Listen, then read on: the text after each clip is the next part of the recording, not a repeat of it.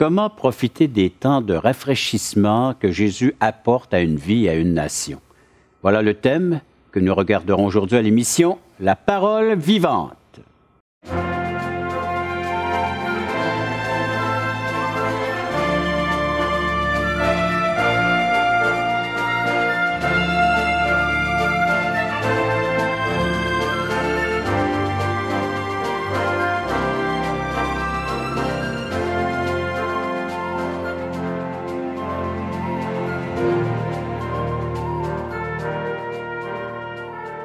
Mesdames, Messieurs, bonjour, bienvenue à l'émission La Parole vivante. C'est le pasteur Jean Joly qui vous souhaite la plus cordiale des bienvenues en compagnie de mes compagnons de travail, d'œuvre, pasteur Jeff, bienvenue à l'émission, et l'évangéliste Jean-Pierre. Messieurs, bonjour. Il est pasteur aussi. Il est pasteur aussi, mais lui, il est connu en tant qu'évangéliste. J'ai même un bouton ici du ministère du tourisme israélien. Dis donc, hein, M. Cloutier. C'est sa prochaine vocation. Bon. Jeff en a un, mais il est trop gêné pour lui. Mais nous portons fièrement le nom de chrétien. Voilà. Ça, c'est le plus important. Ça, exactement. Voilà ce dont nous avons porté, surtout sur la base de ce texte d'aujourd'hui. Oui. C'est intéressant qu'un événement quand même qui s'est passé a donné lieu à tout ce développement. Pierre a dit vraiment des choses très importantes ici et très élaborées également. Tu sais, des fois, on dit prêcher l'Évangile, c'est juste dire 2-3 vérités puis répéter presque toujours les mêmes choses. Et Pierre, il y a de la substance là, dans son discours. Il y a des choses importantes qu'il dit. Mais finalement, dans cette portion que nous allons voir aujourd'hui, que tu vas nous lire dans quelques secondes, dans cette portion des Écritures, on voit que Pierre va souligner le fait que c'est pas le hasard, c'est vraiment l'accomplissement ici de ce que Dieu avait annoncé, qui s'est produit dans la venue de Jésus, dans sa mort sur la croix et dans sa résurrection. C'est le point crucial de l'histoire de l'humanité et c'est le point crucial du plan de Dieu pour nous. Faisons la lecture de ce texte, chers amis. C'est Actes chapitre 3, versets 19 jusqu'à 26.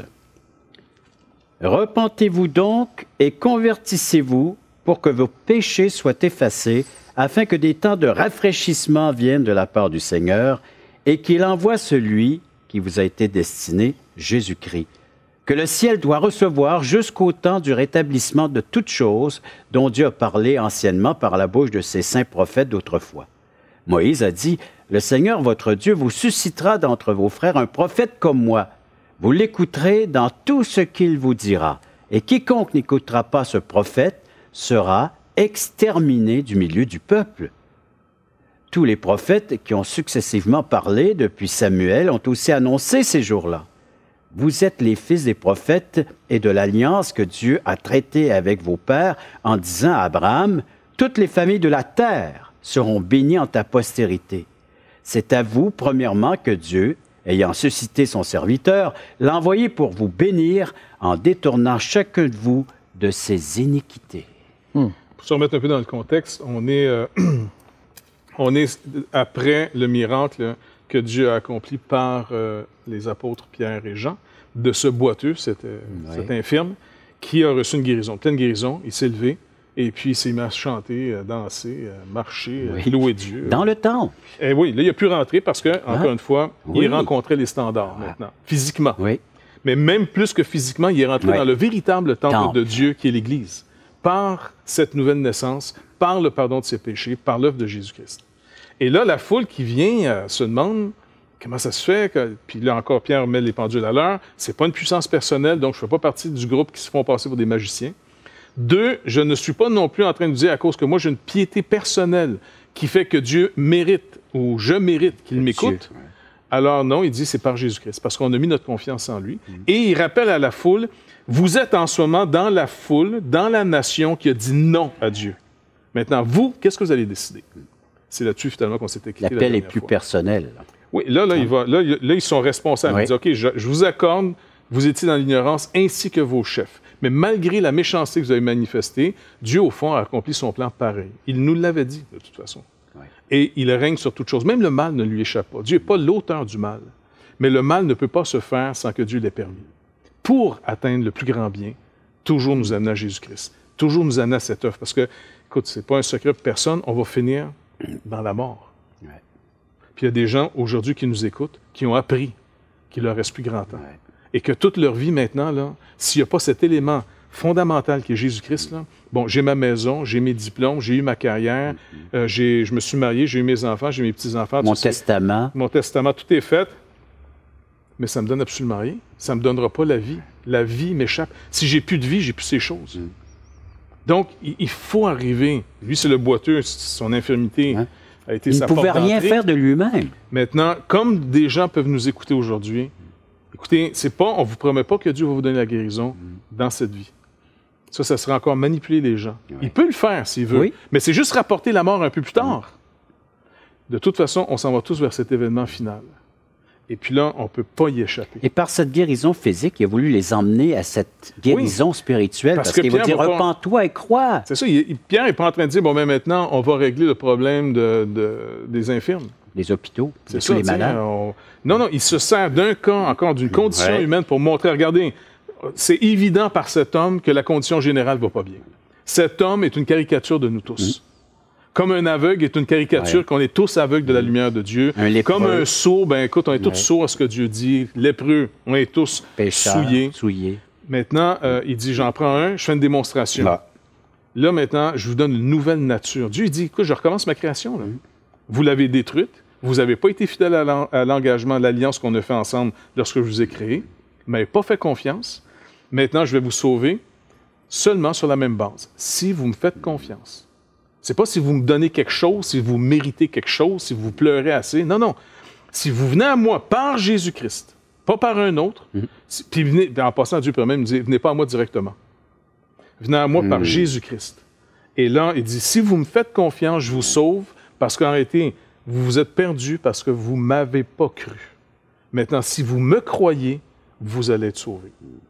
C'est pour ça qu'il leur demande de faire deux choses, c'est-à-dire de se repentir, de reconnaître qu'ils ont manqué le bateau, et deuxièmement, de croire. Hein, Pierre, c'est les mêmes paroles qu'il a utilisées le jour de la Pentecôte, lorsque les 3000 se sont convertis. Changez d'attitude et convertissez-vous pour que vos péchés soient effacés. Et encore aujourd'hui, c'est le même message à nos téléspectateurs, c'est changer d'attitude à l'égard de Dieu, à l'égard de ce qu'il vous offre présentement, et croyez en ce qu'il vous offre. Vous serez sauvés. Le message est simple, hein? Court. Vous voulez certainement donc correspondre avec chacun d'entre nous. Vous pouvez le faire de façon individuelle, mais nous allons répartir ces courriels ou ces appels téléphoniques. Vous appelez à ce numéro qui est disponible maintenant, 877-537-7647, ou écrivez-nous à espoir.ca, touchrétien.com, un service tout à fait gratuit afin de pouvoir correspondre donc avec vous, chers téléspectateurs, et vous avec nous, afin de répondre à vos questions et de vos commentaires. Après la pause, on va regarder davantage bien ce que Dieu s'attend de l'être humain, comment est-ce qu'il peut retrouver un temps de rafraîchissement dans l'œuvre du Seigneur Jésus-Christ. Ça, c'est une des restaurations, un des rafraîchissements. Écoute, c'est majeur. Ça peut sortir une personne de sa dépression, de son goût de plus vivre. Là, ça y est, c'est réglé. Dieu dit, non, tu es avec moi pour toujours.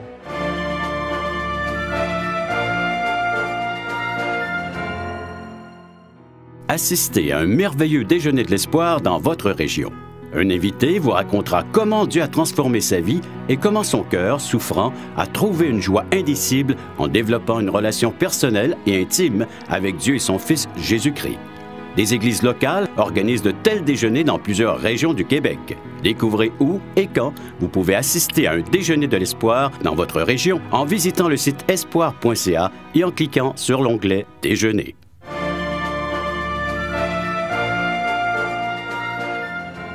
Pierre nous dit à travers donc les explications d'un miracle que Dieu est intervenu pour restaurer toutes choses. En la personne de Jésus-Christ, c'est la personne qu'il ne faut pas perdre de vue là, dans le contexte. Afin que des temps de rafraîchissement viennent de la part du Seigneur et qu'il envoie celui qui vous a destiné, Jésus-Christ. Il dit que le ciel doit recevoir, pour l'instant entre autres. Il va le recevoir, c'est pour ça que c'est un parti vers ce qu'on appelle le ciel, en haut, la gloire de Dieu, jusqu'au temps du rétablissement de toutes choses. Il va y avoir un rétablissement, selon la promesse de Dieu, où à la résurrection, au retour de Christ et à la résurrection, il va y avoir une restauration, une nouvelle terre, de nouveaux cieux. On va vivre sur une terre, on ne vivra pas au ciel. Si on meurt aujourd'hui, si le croyant meurt aujourd'hui, il s'en va dans la présence du Seigneur. Il dit, tant qu'on est dans ce corps, on est loin du Seigneur, loin dans le sens qu'il y a un défi. Mais si tu meurs physiquement aujourd'hui et tu es un croyant en Christ, crois dans son œuvre, c'est ton espoir. Tu n'espères pas en toi, tu espères en lui seulement.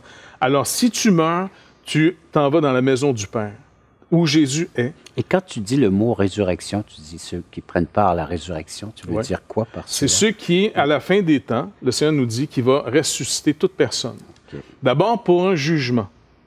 Ça, c'est tout être humain qui a vécu, de tout temps. On va tous ressusciter. Certains pour la gloire et la félicité éternelle, d'autres pour la honte éternelle puis la ruine éternelle. Donc, encore une fois, on est dans quelque chose et c'est important qu'on se le rappelle. Je sais que c'est traumatisant pour des gens, puis là, on ne veut pas troubler personne. Mais il faut se troubler des fois pour se dire, écoute, ça va mal, il faut comprendre les enjeux qui sont extrêmement importants. Quand la mort arrive, l'athéiste se donne comme nouvel espoir, il n'y a rien qui existe après. Ça, c'est un acte de foi qu'ils font. Ils sont aussi religieux que ceux qui espèrent croire en rien. Croire en rien, c'est de croire qu'il n'y a rien. Ben, c'est croire quelque chose. C'est croire qu'il n'y a rien. Tu vois? Il y a une foi, là, en rien. Nous, on croit en Dieu qui a fait des promesses tout le long de sa parole pendant 1500 ans. Et puis, quand Jésus-Christ, on a tout l'accomplissement. Et puis là, le Seigneur dit maintenant, si vous me faites confiance, vous allez être sauvés. Donc, c'est croire. De toute façon, tout le monde croit quelque chose.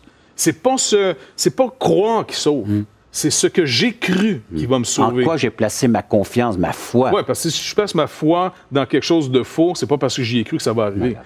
Si j'ai cru un mensonge, ben écoute, je suis trompé. Là. Ici, le Seigneur nous promet des temps de rafraîchissement, commençant même dans cette vie.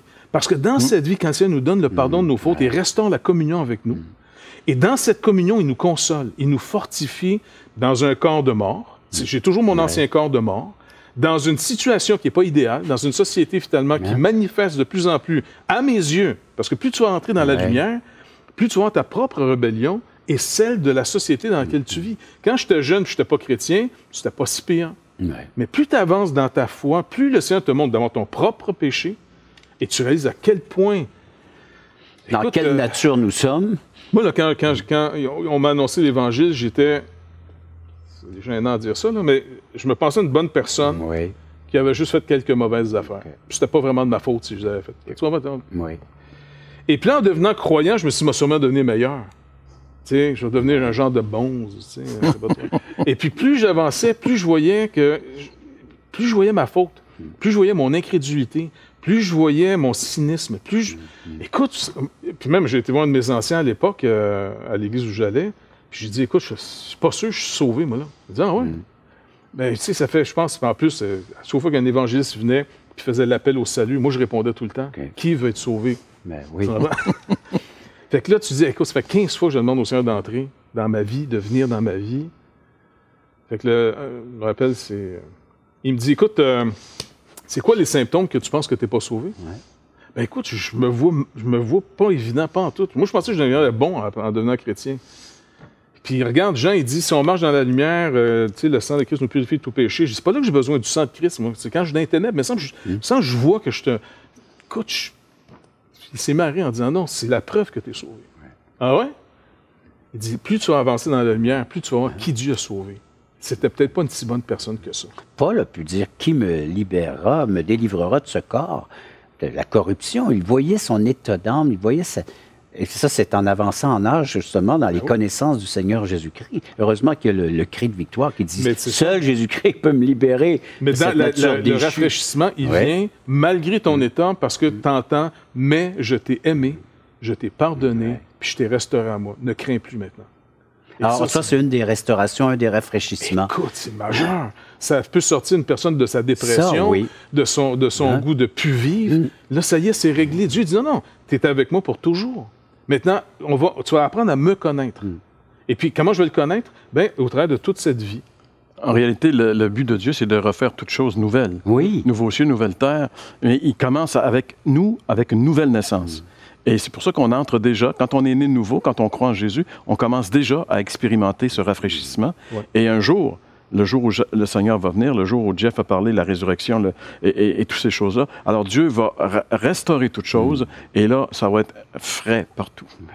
Mais là, on est dans le royaume, on est dans la fraîcheur, mais le royaume, il est entouré de ce monde qui n'est pas tout à fait la fraîcheur. Donc, les temps de rafraîchissement commencent pour le croyant, mais il reste quand même dans ce monde. On est encore avec des vieux croutons. Hein? Ben, on est un dans jour, nos corps de mort. On est toujours dans nos corps de mort, nos corps d'humiliation, comme Paul les appelle. Un jour, on retrouvera justement cette dimension que tout est nouveau. Absolument. Le Seigneur, Paul a pu dire, les choses anciennes sont passées, toutes choses sont devenues nouvelles. Voilà. En découvrant les choses que le Seigneur nous offre jour après jour au quotidien. C'est rafraîchissant. Oui. Peut-être on peut voir après la pause qu'est-ce qui arrive à cette nation d'Israël qui a refusé en tant que nation. Oui. Ça tu dis que le programme est reporté à plus tard? Y a-t-il quelque chose? Jeff, vous avez mentionné, c'est la suite du programme. Hein? Où tu veux nous Alors, on va emmener, voir Jeff? ce qui va se passer avec la nation d'Israël, ceux qui ont rejeté. Oui, qu'est-ce qui arrive à ceux qui ont rejeté? Qu'est-ce qui arrive à une nation qui rejette? Qu'est-ce qui est arrivé avec Israël? Pourquoi Israël n'a pas cru? Il y a quand même un point d'interrogation assez important ici. Qu'est-ce qui arrive? Après la pause, on se retrouve tous ensemble. Voici ce que Dieu vous annonce. Quiconque n'écoutera pas ce prophète pour mettre en pratique ce qu'il dit, pour le suivre, sera enlevé du peuple.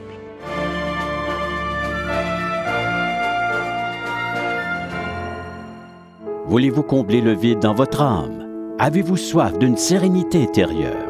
La souffrance de votre cœur vous lasse-t-elle? Appelez dès maintenant pour recevoir gratuitement un évangile de Jean pour connaître l'amour de Dieu, un Nouveau Testament pour trouver des réponses à plusieurs de vos questions, le livre Destination finale pour comprendre la nécessité du salut et finalement la Bible et le salut qui nous explique comment recevoir Jésus. Contactez-nous à espoir.ca ou composez 1-877-l'Espoir.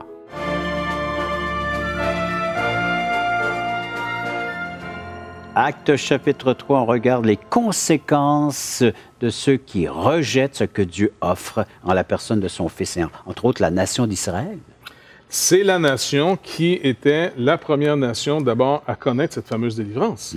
Parce que l'apôtre Paul va écrire plus tard aux Romains, il décrit un petit peu le programme, il dit c'est d'abord aux Juifs, puis aux nations.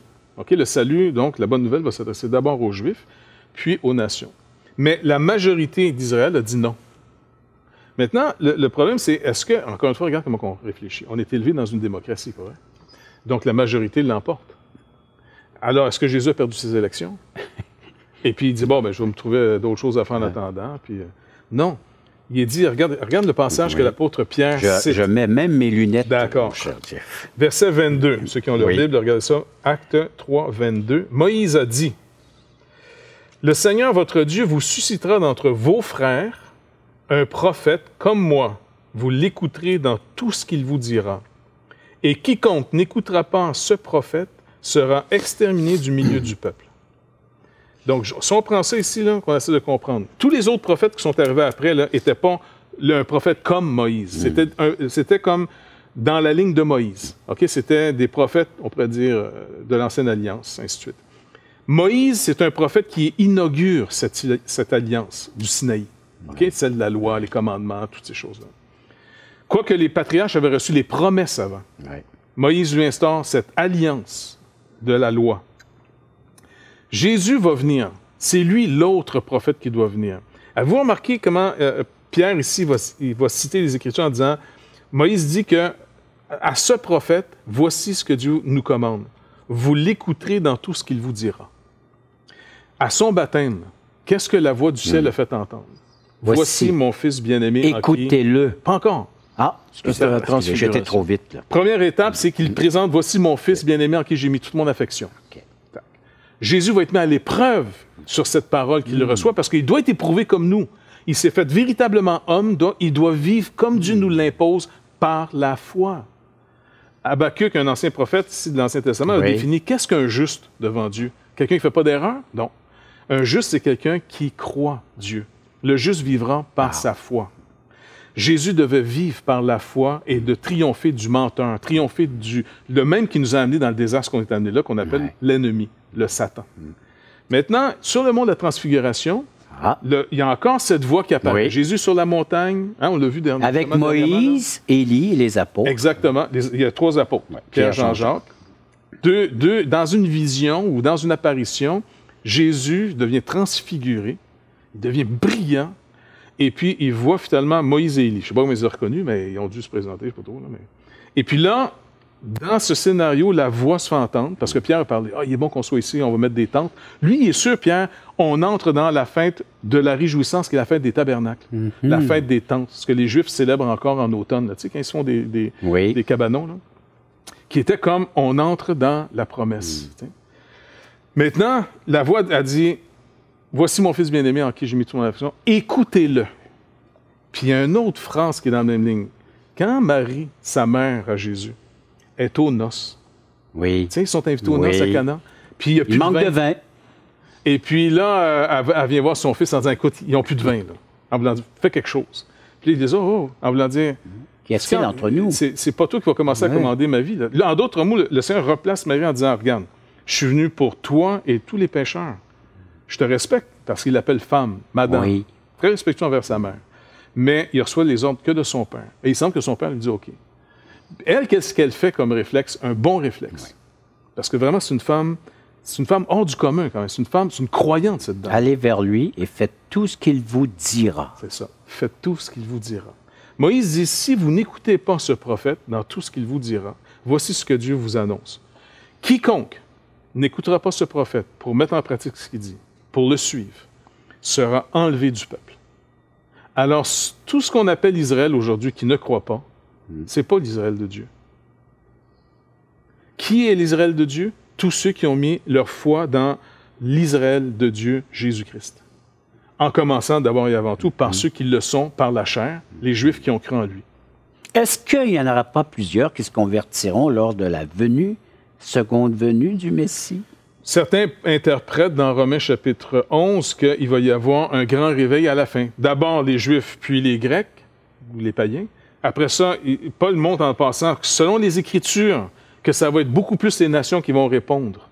Et à la fin, peut-être, si on comprend les Écritures, quand tout Israël sera sauvé, est-ce que le tout Israël de l'époque comprend l'Israël de Dieu seulement? Ou bref, c'est pas trop clair. Il peut y avoir un réveil final dans l'ethnie d'Israël. Parce qu'il y a quand même, il va y avoir combien de 12 000 de chaque tribu? Oui, ça, c'est quand même risqué à interprétation un peu, parce que l'Apocalypse, c'est tellement symbolique, c'est tellement des chiffres parfaits. Alors, n'allons pas sur ce terrain, moi. Non, là, ça serait... peut-être éventuellement, on pourrait en faire des émissions là-dessus. Mais, sur les prophéties. Mais pour l'instant, c'est de réaliser, est-ce que Jésus a perdu ses élections? Bon. Non, le royaume de Dieu ne fonctionne pas par démocratie, par vote. Le royaume de Dieu, c'est une théocratie. C'est le règne de Dieu. Et nous avons été greffés sur l'Israël de Dieu. Nous sommes sauvés parce que nous avons cru ce prophète qui est le Messie, qui est le Fils de Dieu, qui est l'unique du Père. Voilà. La théocratie, c'est le royaume de Dieu parmi nous. C'est son règne au milieu de nous. Oui. Il règne sur nous maintenant. Alors, et pour en faire partie, bien, il faut accepter le roi, celui qui est là, au-dessus de toute chose, c'est le Seigneur Jésus-Christ. Vous êtes invités à faire ce pas de foi. Vous pouvez nous appeler, 1-877-537-7647.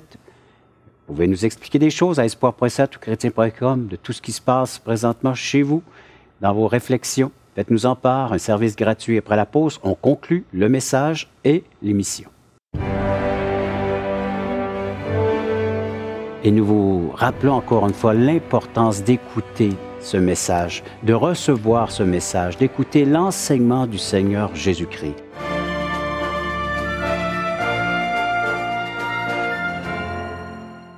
Espoirpourlecoeur.org aborde des problèmes que tous peuvent rencontrer un jour. Solitude, culpabilité, manipulation, rébellion et adultère. Chaque problème est clairement défini avec ses symptômes et ses caractéristiques. Des pistes de solutions sont données. Le but du site espoirpourlecoeur.org est d'encourager les chrétiens à s'entraider. Pour participer à l'une de nos conférences, consultez notre site espoirpourlecoeur.org.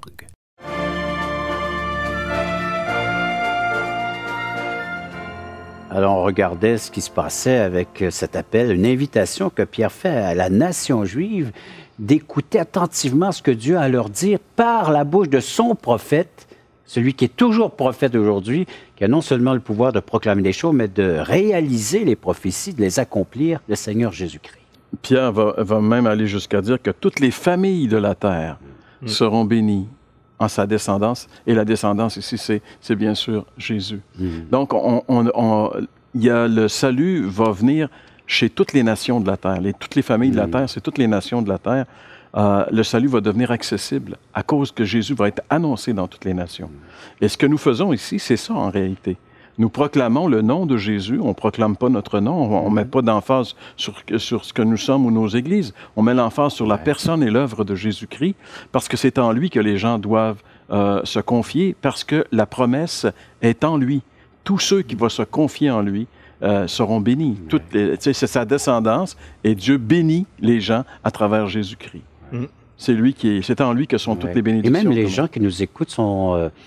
apprécie le fait qu'on vient de milieux différents, évangéliques, de différentes églises locales, mais que nous avons un message et une personne à proclamer, c'est la personne de Jésus-Christ. Exactement le message que depuis l'Ancienne Alliance jusqu'à la réalisation de cette nouvelle alliance où Pierre dit, c'est celui-ci que vous devez écouter, c'est celui-ci qu'on doit faire entendre, c'est la personne de Jésus-Christ.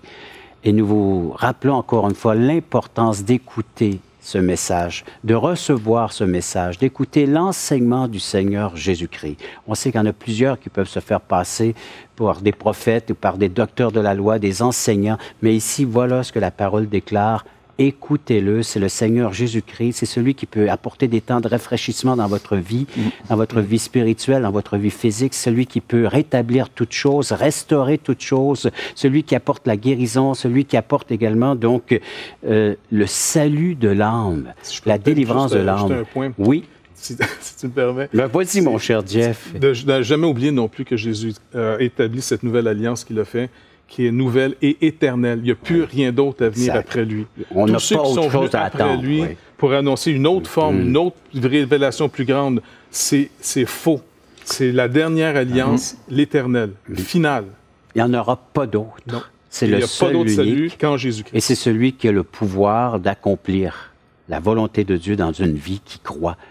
Acceptez ce qu'il vous offre à l'instant même. Imaginez l'accomplissement de la promesse, le fait de savoir que je suis un enfant de Dieu, le fait de savoir que vous êtes devenu un enfant de Dieu, vous allez bénéficier. Jésus-Christ est le seul héritier et le seul qui peut profiter pleinement de cette relation intime avec le Père, mais qui déverse dans nos cœurs de tous ceux et celles qui croient, on devient nous aussi bénéficiaires de tout ce qu'il possède. Merci de votre intervention à l'émission et merci à chacun d'entre vous d'avoir été à l'écoute de cette autre émission de la parole vivante.